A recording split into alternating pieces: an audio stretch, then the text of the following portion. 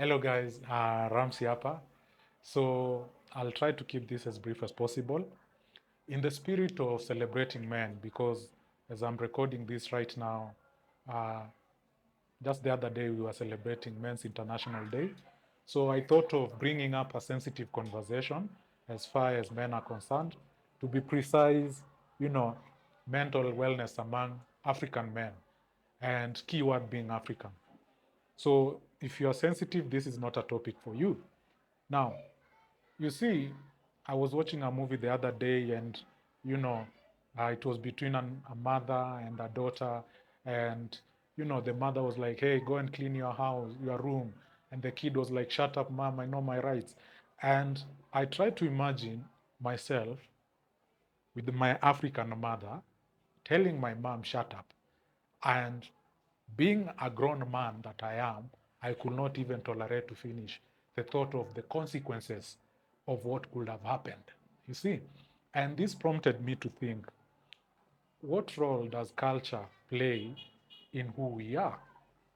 Now, when we talk about mental wellness among men, you know, men are encouraged to be vulnerable, men are encouraged to share their feelings. And I'm not saying that it's bad, neither am I saying it's good. If anything, it works to a certain extent. But have we just sat down and considered that what role does, being an African man plays in addressing these problems? And what do I mean by that?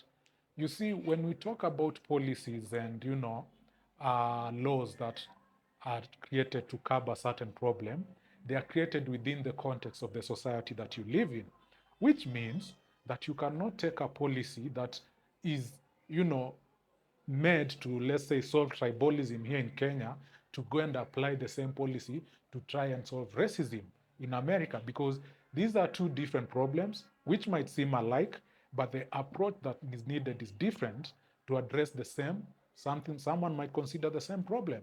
And I'll give you an example. You see, uh, let's say in Europe, America, the conversation right now is, what is it to be a man? Who's a man?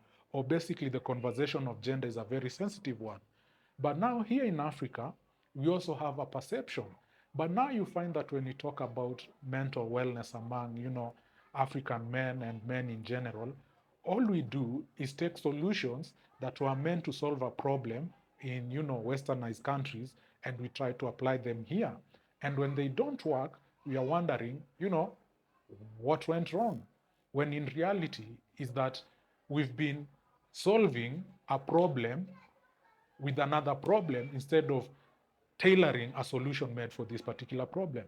For instance, as a man, as an African man, any boy out there is going to relate with this.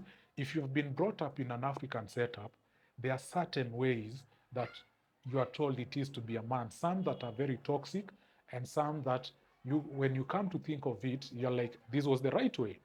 And stick with me because you'll see what I'm trying to say. You see, uh, for instance, to be a man here, you're supposed to be authoritative. And this is general. It also cuts across most cultures. But there are certain roles, there are certain characters and traits that are associated with manhood here in Africa, especially here in Kenya, that somewhere else they might be considered toxic. For instance, here, crying is not a sole indicator that you are in touch with your emotions. But when you hear, therapists, I look therapists on YouTube and everything, they'll be like, let it out, cry. And it's okay. To some, it works. But does it mean that if I'm not able to cry, that I'm not in touch with my emotions? That's number one. Number two, when we talk about a man that takes good care of himself, do I really need to go and do my nail in a salon or apply, I don't know the difference between lip balm and lip gloss, to be seen as a man who takes good care of himself? Again, I'm not castigating, I'm not speaking for or against, but these are questions that need to be considered because for some weird reason, someone decided that to come and decide this is what it is to be a man. And to solve the problem that is affecting a man, this is the solution. But we need to factor in the societies that we live in. Again, policies and laws need to factor in the context of the society that they are made in to help solve a particular problem. So if you are going to solve mental wellness among men, especially here in Africa and Kenya, we need to know what it is that it is to be a man in Kenya, what it is to be an African man. How do you approach certain problems? For instance, African men, we are not known for sharing and opening up, you know, especially when you are with fellow men. But does it mean that we don't talk? You see? So, how is it that we can bridge this gap between, being a man and what might be considered toxic and what it is to be healthy? And this is my idea.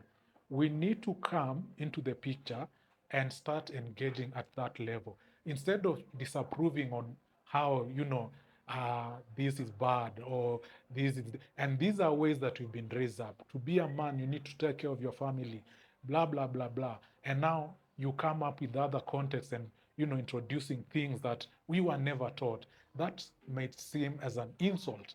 And regardless of the good intention you might have with your emotions, or rather your message, it might get lost in time. So it's time you come and sit down and ask, what is it that it takes to be an African man? What are the challenges that African men go through that maybe other men in diaspora cannot relate? Now, how can we bridge that gap and solve? You know, have you ever wondered why is it that the cases among suicide, or rather the suicide cases among men, are higher right now more than any point in history? Yet, this is the called the so woke generation. We have resources for advocacy, they have been allocated, but why is it that the numbers are going high in suicide compared to earlier? I mean, I know before this conversation were not being tolerated because they were sensitive. But why is it that we didn't hear of those cases more often? And, back then, places like barbershop, there were sanctuaries where, men will take their kids as an initiation to manhood. It was a rite of passage when your father will go with you to a barbershop. That was like a graduation, to a certain, to a certain class. But nowadays, you can barely even get into a barber shop. Why? Because it has been saturated with so much sexuality. I'm not complaining, I've been a beneficiary of that.